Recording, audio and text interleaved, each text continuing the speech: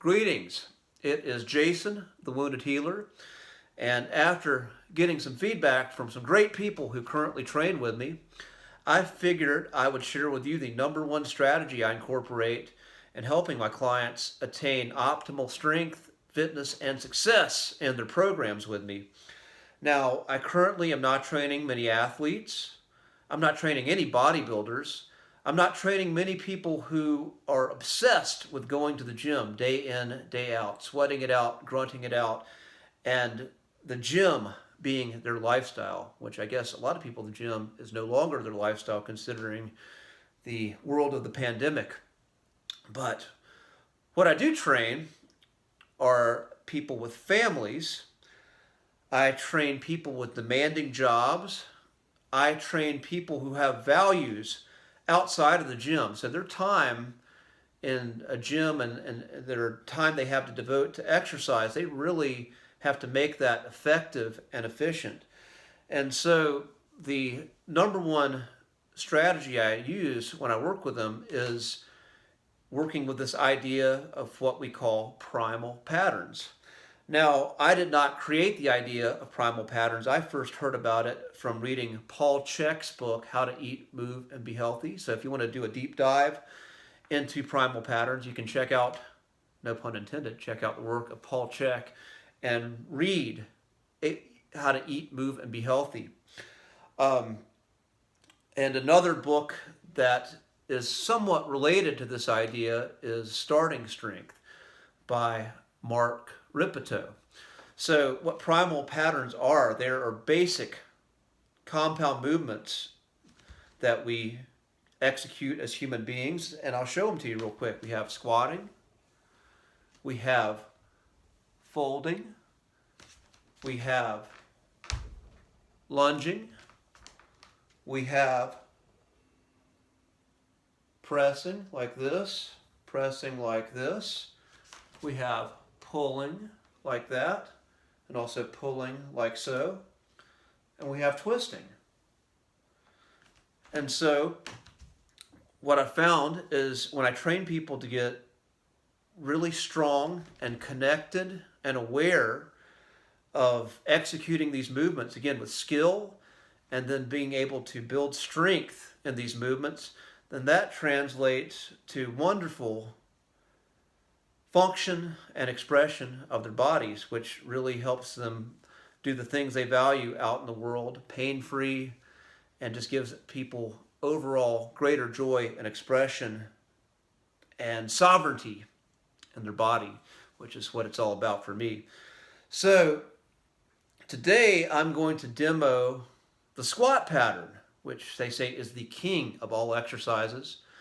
And again, with all these, if you want to think about simply where to start is basically all these exercises. You can do any kind of weight with them, but if you can get to where you can handle a barbell and be good and strong and controlled at doing all these movements with the barbell, then you're going to be in really good shape. So for the squat, I'm going to use my mobility stick to demo. If you have a broomstick or a dowel, you can use that. And there are different ways you can express the squat. We can do a front squat where we hold the stick in front or the bar in front, or a back squat where we hold it back here on our shoulder blades. I'm going to work with the back squat today. And why is the squat called the king of all exercises? As well, it's not just a leg exercise, though that's what's going to feel like doing the most work. To do a good squat with a barbell, you have to engage your lats, you have to engage your core. So this movement is really engaging lots of muscles all over your body and stabilizing with lots of muscles to do this movement well. So to do the squat, I'm going to draw my belly in to keep some tension in my waist. I'm going to pull this bar down to get the tension in my lats so it feels like it is stuck to me. It's part of my body. And I'm going to bend my knees and sit back as if I got a chair behind me. I'm going to try to stabilize here at the bottom of the squat, engaging my glutes, and then drive up with my glutes and thighs. So again, keeping all that, pulling down to the bar to stabilize with the lats, drawing the belly in, sitting down as low as I can, sitting back, engaging the glutes and thighs, and driving up. Now, as I bend my knees and sit into the squat, I'm trying to maintain a straight spine throughout this movement. So different parts of the movement, when I get down, my core has to really draw in so I can keep my spine straight. I'll show you from the side. So I'm going to sit down as low as I can, really trying to keep my spine straight, and then drive up. Right now, I'm going to go as low as I can, sit my butt back, but keeping my spine straight, and driving up. Good. And that's my squat. So right now, the wounded healer is a little bit wounded as I am recovering from a knee injury. So my squat is not as deep as I would like it to be, as it has been in the past, but I'm working back to that. So that brings a question for you. What is a good squat? Some people say you only need to go to 90, and then others say going ass to grass as low as you can.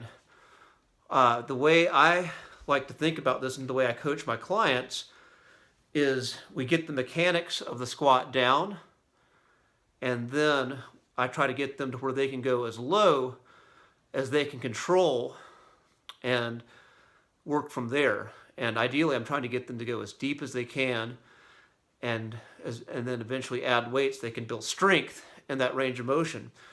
Now, if they get pains in their low back and in their knees, we try to figure out what mechanically is going on that's stopping them from achieving that deep squat. And then we try to work that out so they can get the most out of this exercise and express the movement in the fullest ability that they possibly can.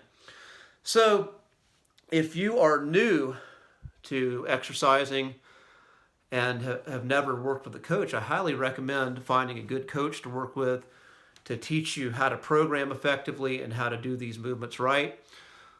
Again, I am Jason, the Wounded Healer, and if you found this video useful, be sure to like, subscribe, and share it. And I will see you on the other side. Peace, my friends.